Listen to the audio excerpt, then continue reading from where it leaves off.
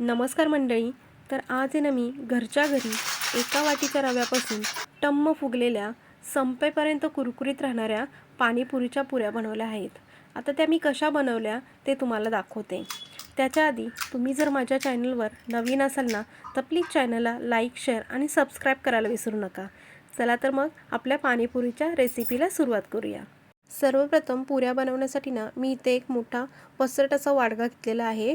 आता त्याच्यामध्ये मी 1 वाटी जाड रवा, 2 चमचे मैदा व चवीनुसार मीठ घालून हे सर्व साहित्य एकजीव करून घेणार आहे. सर्व साहित्य मिक्स करून झालेलं आहे. आता पाणीपुरीसाठी पीठ भिजवून घेऊया. त्यासाठी ना मी इथे गॅसवर एक भांडं ठेवून त्याच्यामध्ये पाणी टाकून पाण्याला छान उकळी आणून घेणार आहे. आता पाण्याला उकळी आलेली आहे. आता आपण हे पाणी पिठामध्ये टाकून पीठ भिजवून घेऊया. इथे बघा मी इथे 1 वाटी रवा घेतलेला आहे. आता 1 वाटी रव्यासाठी ना बरोबर अर्धी वाटी पाणी घ्यायचं. हे प्रमाण पाणीपुरीच्या पिठासाठी अगदी योग्य प्रमाण आहे. त्याच्या व्यतिरिक्त अजिबात जास्त पाणी लागत नाही. एवढ्याच पाण्यामध्ये पीठ मऊसूद असं मळून होतं. त्याच्या व्यतिरिक्त पाण्याचा एकही थेंब लागत नाही. आता सुरुवातीला ना पाणी कडकडीत असल्याकारणाने चमच्याच्या साहाय्याने पाणी रव्यामध्ये मिक्स करून घेऊया. आता पाणी थंड झालेलं आहे. आता हाताने पिठाचा गोळा मळून घेऊया. तुम्ही बघू शकता मंडळी, सुरुवातीला मी जे पाणी घेतलेलं आहे ना त्याच पिठामध्ये मऊसूद असा पिठाचा गोळा मळून घेतला आहे. त्याच्या व्यतिरिक्त ना मी एकही पाण्याचा थेंब वापरलेला नाही आहे. हे प्रमाण वापरून जर तुम्ही पाणीपुरीच्या पुऱ्या केल्या ना तर तुमच्या पुऱ्या कधीच नरम पडणार नाहीत, उलट संपेपर्यंत कुरकुरीतच राहतील. आता पीठ आपलं मळून झालेलं आहे. आता याच्यावरती एक कॉटन टाकून पीठ आहे ना एक 15 मिनिटासाठी रेस्ट करायला ठेवूया. एक 15 मिनिटं झालेली आहेत.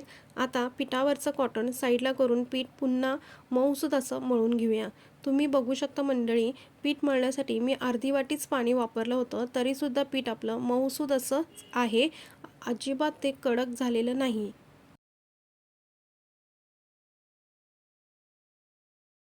मऊसूद असं पीठ मळून झालेलं आहे. आता आपण पापड करताना जशा लड्या करतो ना तशा लड्या तयार करायच्या आणि त्या तयार केलेल्या लड्यांचे छोटे छोटे तुकडे पाडून घ्यायचे.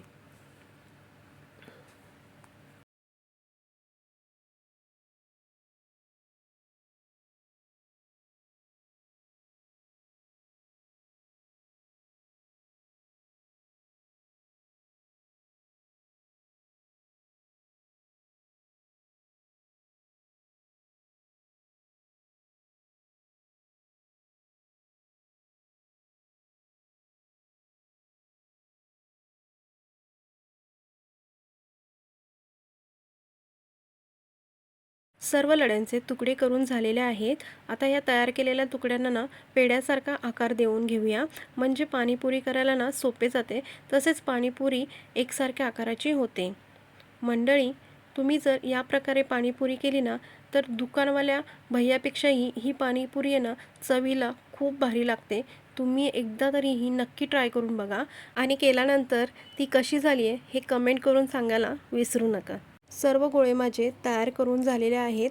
आता हे गोळे आहेत ना एकमेकाला चिटकू नये ना यासाठी मी कोरडं मैद्याचं पीठ या गोळ्यांवरती टाकून सर्व गोळ्यांना लावून घेणार आहे. तयार केलेल्या सर्व गोळ्यांना पीठ लावून झालेलं आहे. आता एक एक गोळा घेऊन त्याच्या पुऱ्या लाटून घेऊया.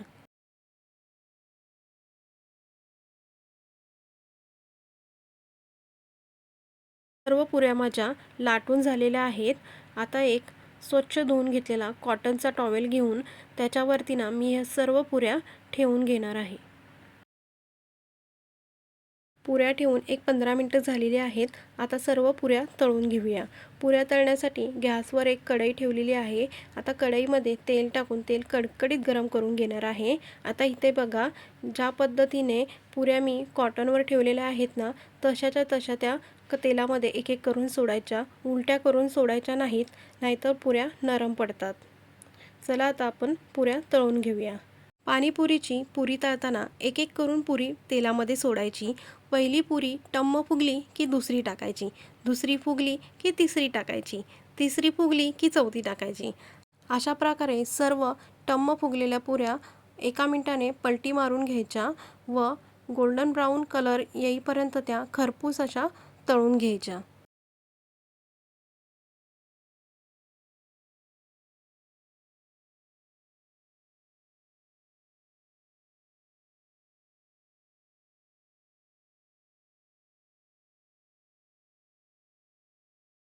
तुम्ही बघू शकता मंडळी, पुऱ्यांना छान असा गोल्डन ब्राऊन कलर आलेला आहे. आता या सर्व पुऱ्या मी एका प्लेटमध्ये काढून घेते. मंडळी, सर्व पुऱ्या माझ्या तळून झालेल्या आहेत. फक्त एका वाटीच्या रव्यापासून जवळजवळ मी 50 एक पुरी तयार केलेल्या आहे. आता यातली एक पुरी ना मी तुम्हाला तोडून दाखवते. बघा कशी कुरकुरीत अशी पुरी तयार झालेली आहे. आता ही पुरी ना मी तुम्हाला खाऊन दाखवते. एकदा तरी या पाणीपुरीच्या पुऱ्या घरी नक्की ट्राय करून बघा. अजिबात फसणार नाही, खरं सांगतेय. आणि तुम्ही पहिल्यांदा पुऱ्या केल्या ना की तुम्ही परत पुन्हा पाणीपुरीवाल्या भैयाकडून रेडीमेड पुऱ्या आणणार नाही, ही गॅरंटी देऊन सांगते. आणि या पुऱ्यात ना चवीला अप्रतिम लागतात. आणि तुम्हाला जर पाणीपुरीमधील मसाल्याची रेसिपी पाहिजे असेल ना तर प्लीज कमेंट करून सांगा. मी नक्की दाखवण्याचा प्रयत्न करेन. आणि तुम्हाला जर ही माझी रेसिपी आवडली असेल तर प्लीज चॅनलला लाईक, शेअर आणि सबस्क्राईब करायला विसरू नका. धन्यवाद.